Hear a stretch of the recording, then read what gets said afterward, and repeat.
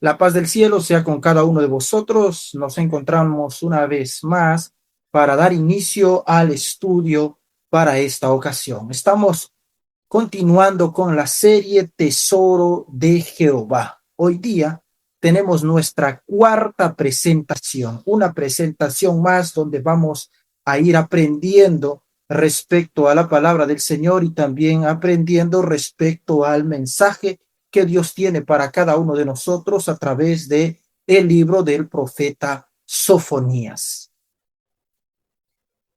Muy bien, es nuestra cuarta presentación para el día de hoy. Hoy día nuestro estudio tiene como título Cuando el santuario se corrompe.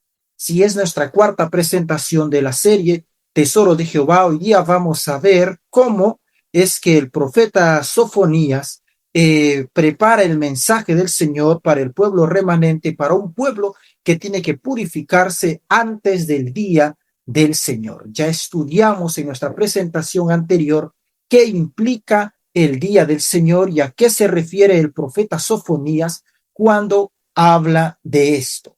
¿Sí? Es necesario que si por A o B no has visto las otras presentaciones, es necesario que lo hagas, dado que te va a ayudar a llevar la hilación del estudio, cosa de que podamos ir todos juntos comprendiendo el mensaje de la palabra del Señor a través de este libro tan pequeño, pero tan significativo para el pueblo del Señor y cada uno de nosotros en este tiempo. Entonces, hoy día vamos a hablar cuando el santuario se corrompe, es el estudio para hoy, basado en el capítulo 1 de Sofonías, verso 8 al 13. Es necesario recordar esto, ¿sí? Recordar el contexto histórico. Todo esto se está realizando en el año 630 antes de Cristo. El templo había sido convertido en un mercado. Mercaderes habitaban el templo vendiendo corderos para el sacrificio, vendiendo monedas por el perdón. Todo el sistema religioso se había convertido en un negocio. Los sacerdotes aceptaban sobornos, perdonaban por sobornos, oficiaban por sobornos. En las azoteas la gente estaba adorando al sol, estaba adorando a las estrellas, y en la calle había violencias, los nobles enriqueciéndose con engaños a costa de los pobres. Pero en medio de toda esa oscuridad, en medio de todo ese mal, una voz atraviesa el tiempo y la historia, una voz se manifiesta. Sofonías 1:8 dice, en el día del sacrificio del Señor, castigaré a los príncipes y a los hijos del Señor y a todos los que visten ropa extranjera. Esta palabra resuena en medio de todo este contexto donde el templo era un mercado, donde los sacerdotes aceptaban sobornos, donde la gente estaba volcado a la idolatría y donde también habían ricos y príncipes enriqueciéndose y viviendo solo para enriquecerse a sí mismo. Es en ese contexto donde se desarrolla la presentación o la misión del profeta Sofonías. Justamente esto se condice muchísimo con la actualidad, dado que no estamos ahora en la Jerusalén antigua, sino que ahora también hay otros santuarios, ¿sí? El templo, el cuerpo, es el propio santuario. En este contexto es donde vamos a ir enfocando el estudio de esta ocasión. Además, tenemos hoy un santuario, el corazón de la iglesia, el templo de, de, del Espíritu Santo, que es el cuerpo.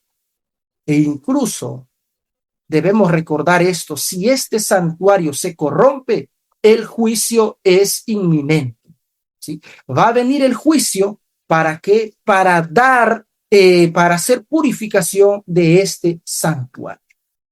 No solo ello, avanzando un poco más en nuestra presentación, vamos a ver el código que presenta Sofonías, cómo Sofonías manifiesta el mensaje de Dios para un pueblo que estaba en tinieblas, ¿sí?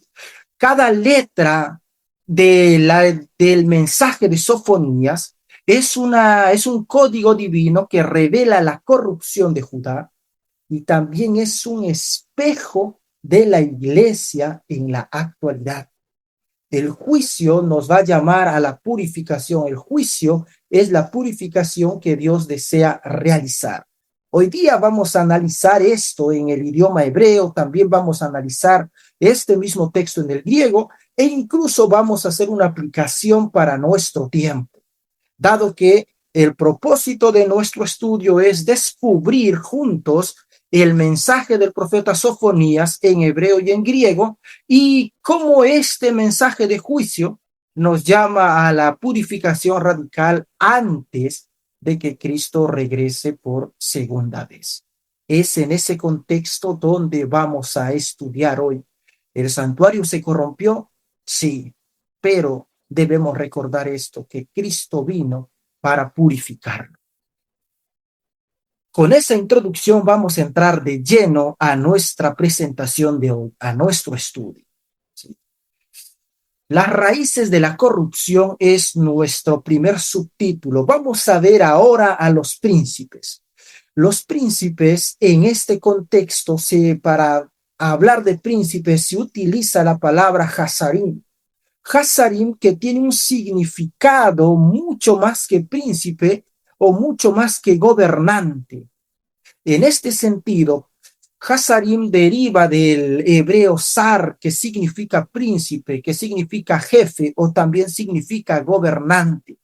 También esto quiere decir alguien que está sobre, alguien que está por encima de, alguien que tiene alguna responsabilidad, porque un líder debe guiar, un líder no debe corromper. En el libro de Éxodo, capítulo 2, verso 14, Moisés es llamado zar por los israelitas, Moisés es llamado líder, o Moisés es llamado príncipe o jefe, o también es llamado gobernante. Además de ello, en Sofonías, los zarim eran líderes, pero no son líderes al nivel de Moisés, sino son líderes que abusan de su autoridad, son líderes que abusan del cargo que tienen, son líderes que corrompen al pueblo. Y esto tiene una profundidad impresionante, ¿sí? Porque ahora vamos a encontrar que la raíz de gobernar, ¿sí? La raíz de sharar significa gobernar con justicia, pero aquí estamos viendo que los sarim, los gobernantes o los príncipes en el tiempo de Sofonías habían invertido su rol divino. Los que tenían que llevar una adoración a Dios, los que tenían que gobernar con justicia, ahora habían invertido su rol. En lugar de ser cristales que reflejan la luz de Dios, son espejos deformados que distorsionaban, que distorsionan la verdad de Dios, que distorsionan su palabra. Es en este sentido donde transpira el mensaje y el ministerio del profeta Sofonías. Y actualmente también hay un peligro. Cuando los líderes se corrompen, la iglesia se corrompe. La corrupción se va a propagar como un cáncer cuando el que dirige el pueblo del Señor, cuando el que dirige la iglesia del Señor se corrompe, también la iglesia se corrompe. Y es por eso que Jesús dice lo siguiente: a quien mucho le es dado, también mucho se le exigirá, porque en Sofonías Dios no solo juzga a los príncipes, sino que a estos príncipes es el que va a castigar primero. ¿Por qué? Porque si es príncipe tiene capacidad de gobernar, capacidad de liderazgo, capacidad de dirigir, y justamente en base a estas capacidades es como se le va a juzgar. A quien mucho se le da, también mucho se le exigirá. A quien mucho se le dio, también mucho se le va a exigir. Otro de los aspectos que habla nuestro texto es que dice que estos príncipes no solo se desvirtuaron, no solo se descarriaron, sino que también dice a los que visten vestido extranjero. ¿Qué quiere decir esta expresión cuando dice vestido extranjero o ropa extranjera? Ropa extranjera viene del hebreo kisut nekar, que significa qué?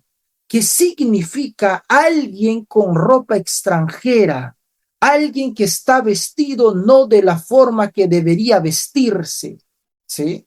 Kisut significa vestidura o ropa, pero esto también deriva del hebreo que significa kasat, kasat que significa cubrir. En hebreo se utiliza para un velo que oculta la identidad verdadera, un velo que oculta el rostro. Y esto tiene un significado muy profundo, ¿sí? Kisut significa ropa, kasat significa cubrir, un velo que oculta la identidad verdadera.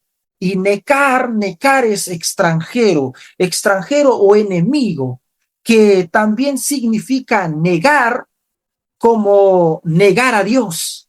El extranjero es aquel que niega a Dios, el extranjero es aquel que no reconoce a Dios. Otro de los aspectos bastante interesantes es que la ropa extranjera no solo era ropa, sino que representaba la identidad pagana. Es por eso que en el libro de Éxodo, Éxodo capítulo 12, verso 35, vamos a encontrar esta misma expresión. Éxodo 12:35 dice lo siguiente, escuchad esto. E hicieron los hijos de Israel conforme al mandamiento de Moisés, pidiendo a los egipcios alhajas, plata, oro y vestidos. Le pidieron a los egipcios vestidos, ropa extranjera, ropa que no era conforme a su costumbre, ropa que no era conforme a su cultura, ¿sí? Y es en este contexto donde Sofonías utiliza este término de ropa extranjera para decir que los príncipes están vistiendo de ropa extranjera. ¿Qué quiere decir esto? Que tienen una identidad que niega a Dios. Y Deuteronomios 22:5 dice, no vestirá la mujer traje de hombre, ni el hombre vestirá ropa de mujer, porque abominación es a Jehová tu Dios, cualquiera el que esto hace. ¿Por qué? Porque la ropa está ligada a la identidad, de la forma como la persona se viste, de la forma como el ser humano se viste, y de esa manera manifiesta su identidad. Un aspecto más de esto es que a través de la vestidura es como se transforma la identidad. En el libro de Sofonías, en el Antiguo Testamento, vamos a encontrar que la ropa egipcia que utilizaban los israelitas durante la esclavitud no era tal vez una elección voluntaria, pero ahora Éxodo 12:35 nos dice que ellos eligen voluntariamente pedirle ropas a los egipcios. La ropa extranjera representa la elección voluntaria de la idolatría. También significa negar nuestra identidad como pueblo del Señor, negar nuestra identidad como pueblo de Dios. Además, en nuestro tiempo, una ropa moderna, ¿qué ropa extranjera utilizamos hoy? ¿Cuáles son estas ropas que nos alejan de Dios? Pueden ser modas mundanas, valores del secularismo, identidades falsas en las redes sociales, tratando de presumir aquello que no somos, aquello que no nos representa, aquello que no se condice con el Evangelio. Otro de los aspectos bastante interesantes es que las modas que actualmente se utilizan niegan la santidad, eso dice el apóstol Pedro. Además que los valores del secularismo reemplazan a la verdad bíblica en este tiempo, porque ahora no importa el principio divino, sino importa cómo te ves, cómo te sientes, qué tal te queda, cómo percibes, ¿sí? No solo eso, las redes sociales en su mayoría hacen vestir una identidad falsa porque se puede fingir y se manifiesta en aquello que no somos. Las redes sociales nos hacen vestir una falsa identidad, dado que muchos de los que inundan las redes sociales no promueven la fe de Cristo, no promueven un conocimiento sano de la palabra del Señor. Otro de los aspectos que tiene nuestro estudio de hoy es violencia y engaño. ¿Sí? Violencia y engaño. Asimismo, dice el verso 9, castigaré en aquel día a quienes, castigaré en aquel día a todos aquellos que llenan la puerta a causa de sus señores de robo y engaño, dice el verso 9. Violencia y engaño. Esta expresión violencia viene del hebreo chamás. Chamás, que significa violencia, significa opresión, también significa injusticia social, así como en Génesis 6:11. Además, engaño viene del hebreo mirmá, mirmá, que significa fraude. También tiene una raíz que significa trampa. Es como cuando un pescador pone sus redes, pone trampas para pescar, o un cazador cuando va a cazar cierto animal pone trampas para atrapar. ¿Sí? En ese sentido, Sofonías 1:9 dice que llenan la casa de su amo con violencia y engaño. La casa de su amo en este contexto representa al templo de Dios, que dice 1 Corintios 3, 16 y 17. Hay un peligro aquí. ¿Y cuál es este peligro? Justamente este peligro en los tiempos de Sofonías era que había violencia y engaño en el templo. Los líderes habían sido corrompidos y eran corruptos. La fe se había hecho un comercio, había un mercado de la fe donde vos podías pagar y podías sobornar a los sacerdotes.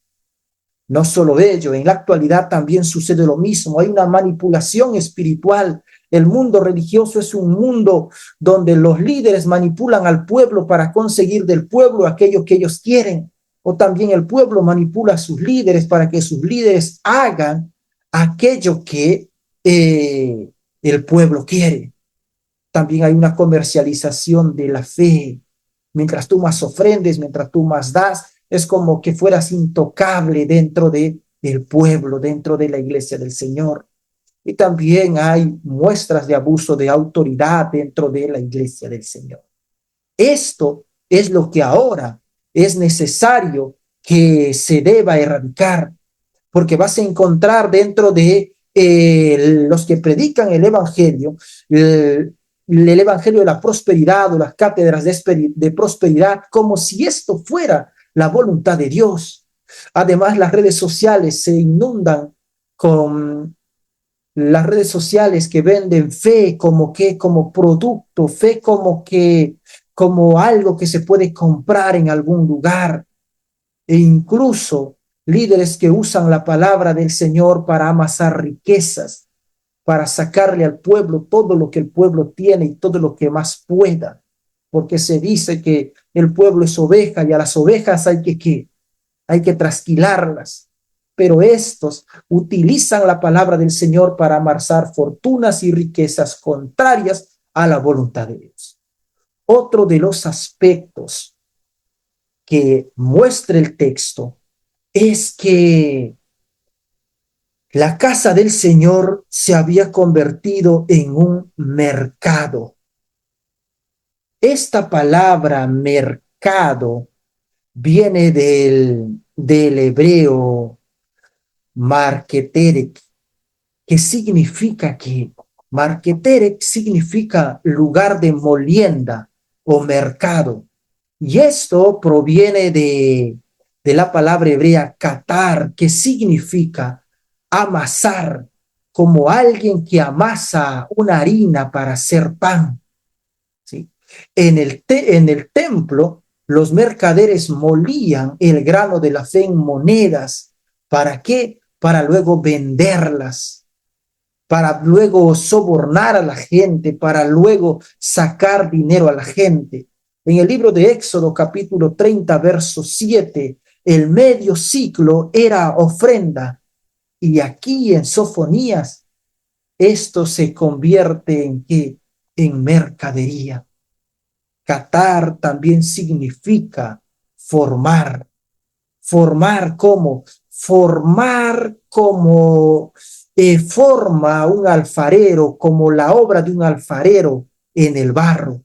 Los mercaderes moldearon la fe en oro, no en justicia, sino en oro, en algo que es corruptible, porque le importaba más el oro que realmente la vivencia de la vida espiritual.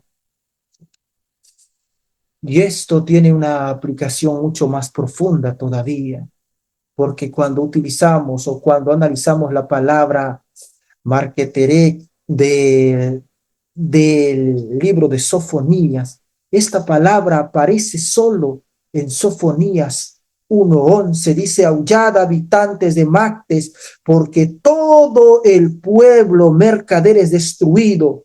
Destruidos son todos los que traían dinero. Solo se utiliza esta palabra en el libro de Sofonías, no lo vas a encontrar en toda la Biblia. ¿Por qué se utiliza esta palabra? Porque esto simboliza que esto simboliza una corrupción total del sistema religioso. El sistema religioso estaba corrupto enteramente. El sistema religioso se había corrompido de tal forma que el texto dice que iban a ser destruidos todos. No solo ello, también manifiesta la transformación del lugar sagrado en un mercado, la transformación del lugar sagrado en un centro comercial. Y esto tiene su aplicación moderna, porque actualmente usted va a encontrar que el evangelio se ha convertido en un negocio.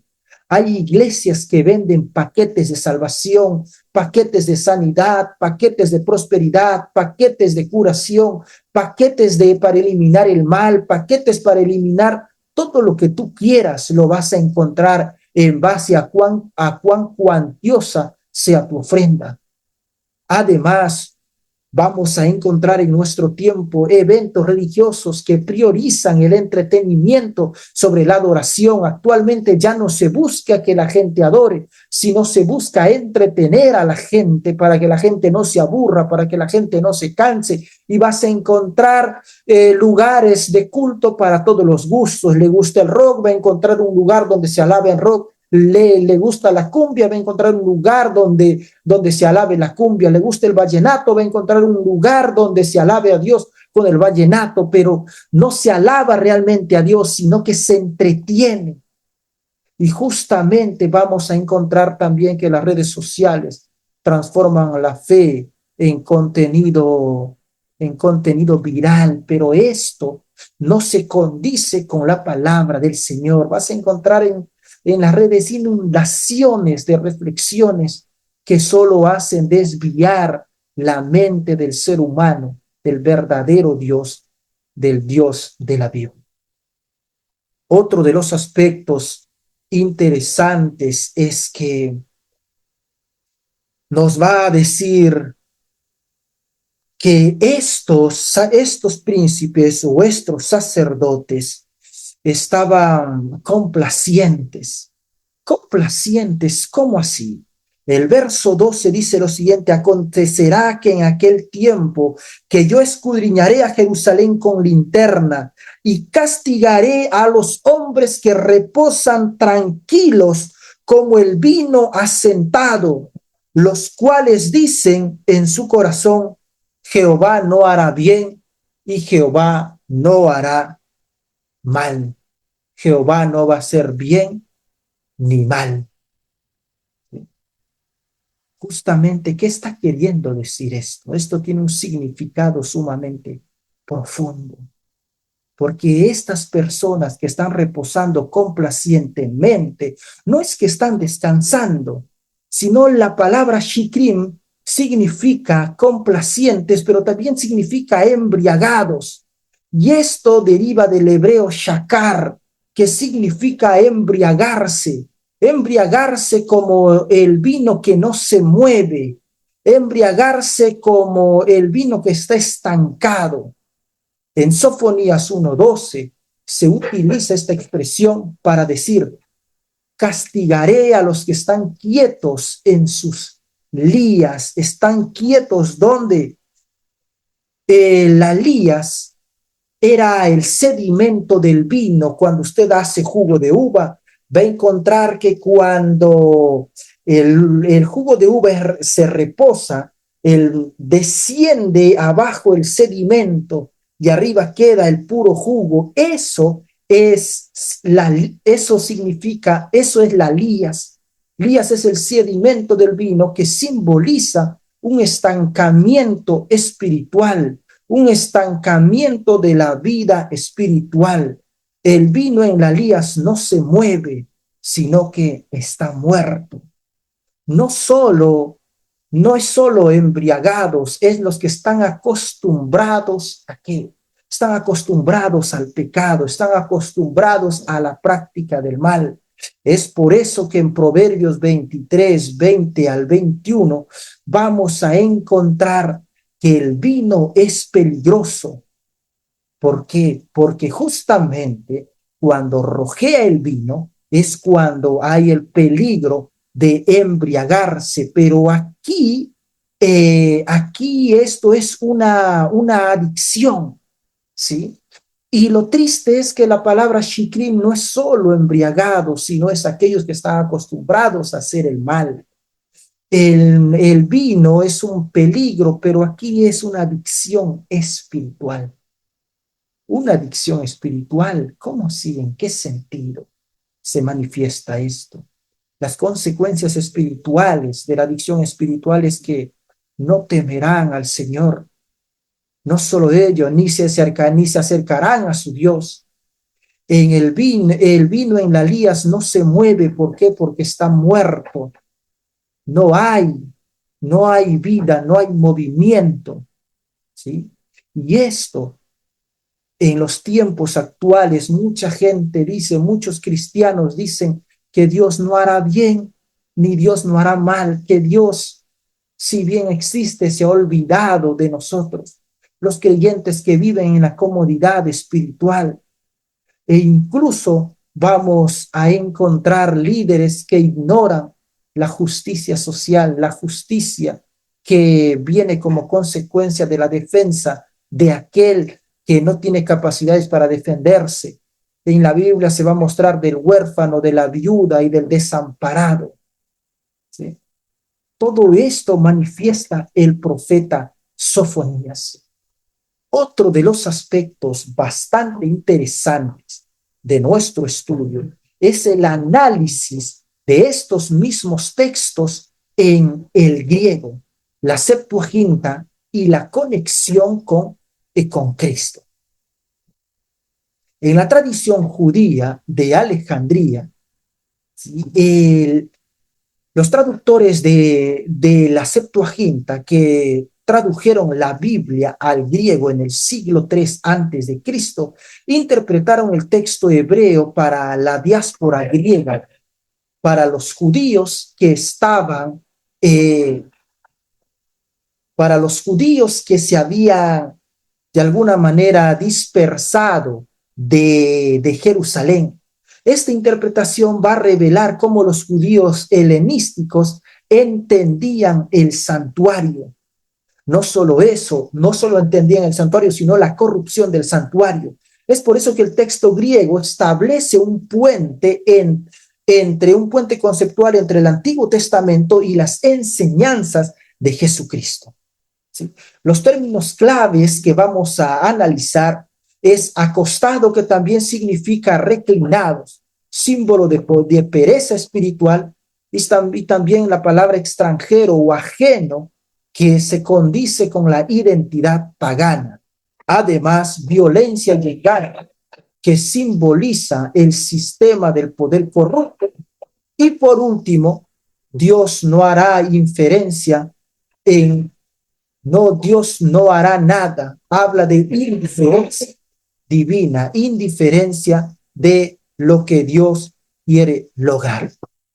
Otro de los aspectos de nuestra presentación de hoy es la conexión con el Nuevo Testamento. El apóstol Pablo en el Nuevo Testamento utiliza varios conceptos y el mismo Jesucristo utilizó estos conceptos para denunciar la corrupción que reinaba en el templo.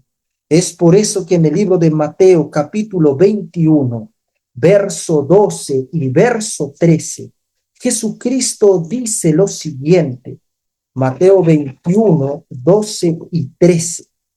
Dice lo siguiente, aquí está. Dice, y entró Jesús en el templo de Dios y echó fuera a todos los que vendían y compraban. Echó fuera a los que vendían y compraban en el templo y volcó las mesas y a los cambistas y las sillas de los que vendían palomas y les dijo, escrito está, mi casa será llamada casa de oración, mas vosotros lo habéis hecho cueva de ladrones.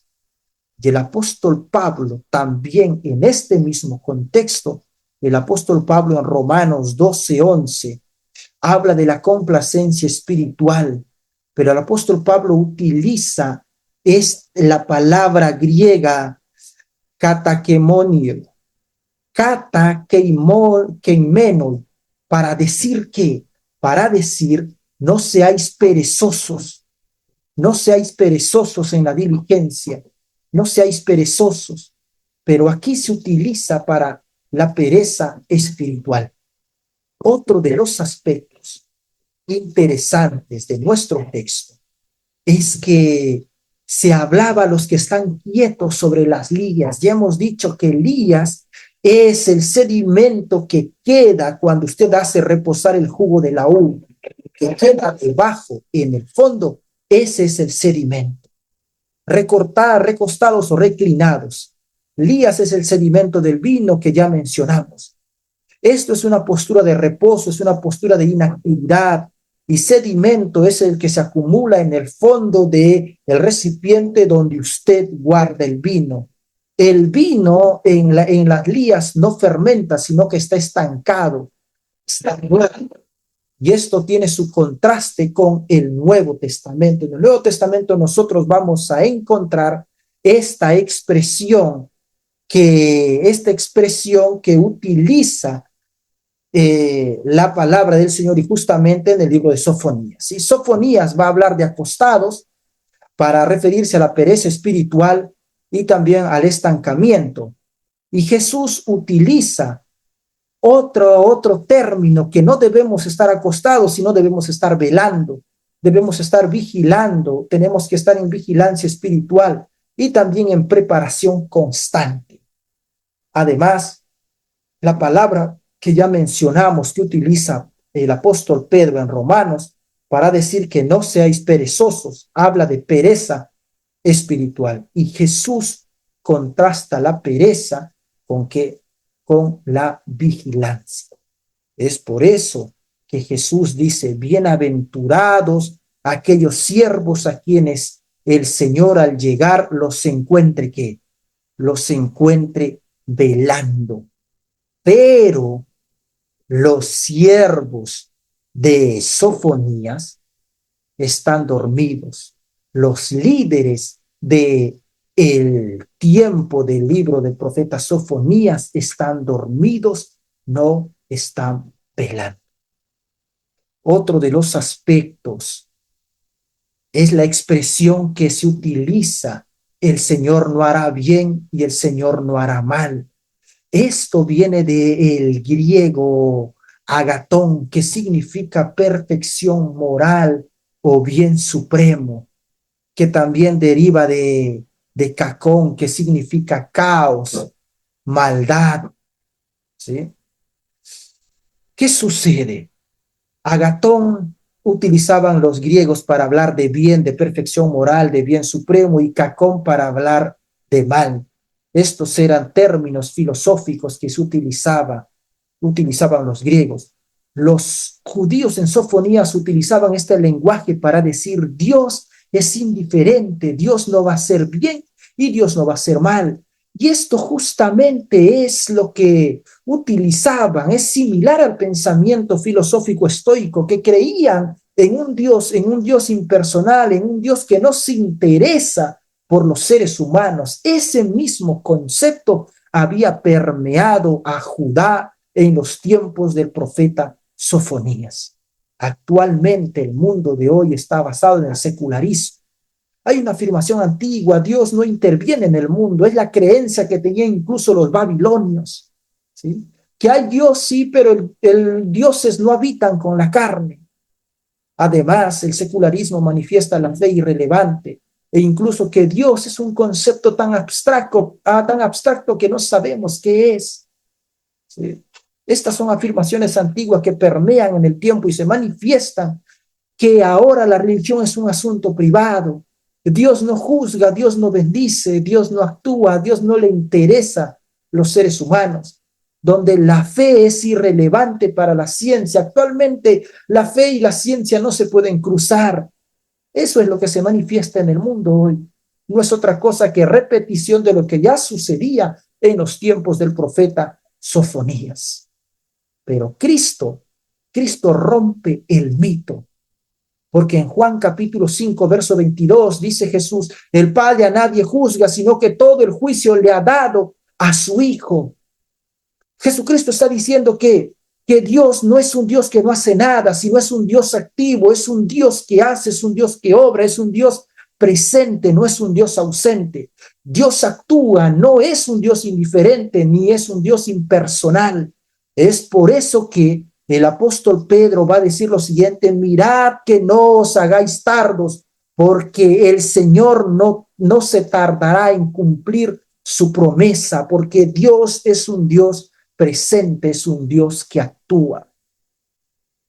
Hay una conexión bastante interesante en lo que vimos del profeta Sofonías hasta ahora y el juicio investigador y la purificación del santuario. Vamos a encontrar que el santuario va a ser purificado, Nitzat Kodesh. Daniel 8:14 va a decir que al cabo de las 2300 tardes y mañanas el santuario iba a ser purificado, y esa purificación del santuario, que también en griego se entiende como el santuario será limpiado. Esto justamente, Nitzat significa ser justificado o ser purificado, y esto tiene una raíz que significa justicia, pero en forma pasiva, ¿sí? Que significa también limpieza. Además, la expresión katarestesetai, que significa ser limpiado, como la sanidad del leproso. Yo sé que usted recuerda la experiencia del leproso en Mateo 8:3. Esta misma expresión se utiliza para él. Y nosotros entendemos que en 1844 se empezó el juicio, y es un juicio no de condena, sino es un juicio de limpieza del santuario celestial. Es por eso que la inspiración dice: el juicio es un acto de amor para purificar la iglesia, no para condenarla, ¿sí?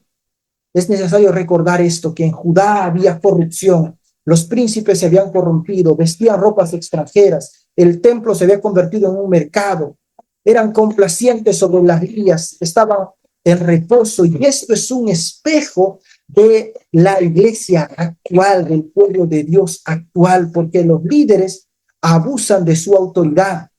Hay valores mundanos que se han introducido dentro de la iglesia.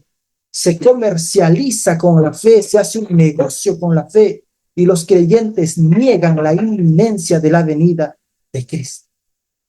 Es necesario recordar que el juicio es un acto de amor para purificar el pueblo, para purificar la iglesia, porque Dios limpia a aquello que Él ama.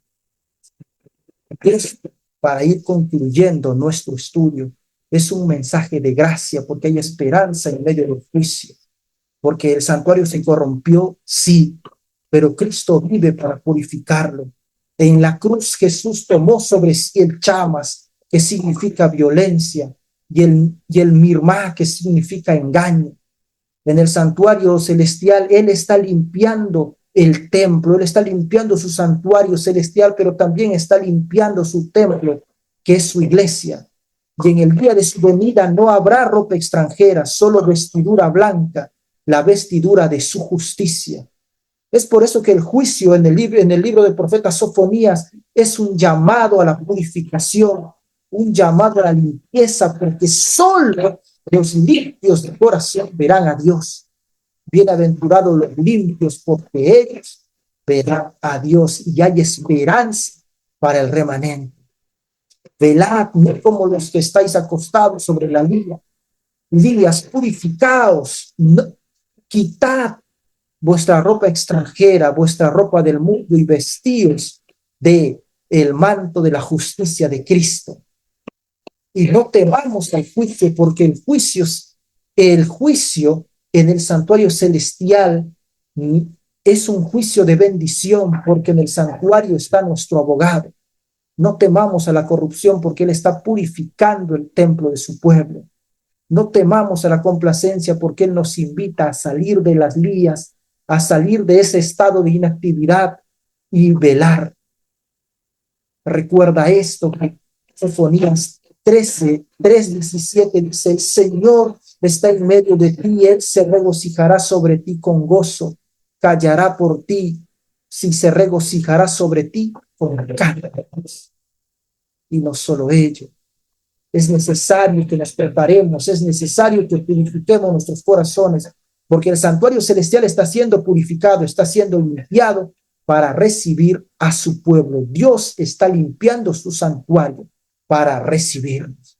Es por eso que debemos recordar esto, que la palabra del Señor es una lámpara a nuestros pies y es una luz en nuestros caminos, porque el libro del profeta Sofonías nos llama a la purificación personal y comunitaria antes de la manifestación del día del Señor, antes de la manifestación del día de Jehová. Y ese mensaje sigue siendo relevante para el pueblo del Señor hoy.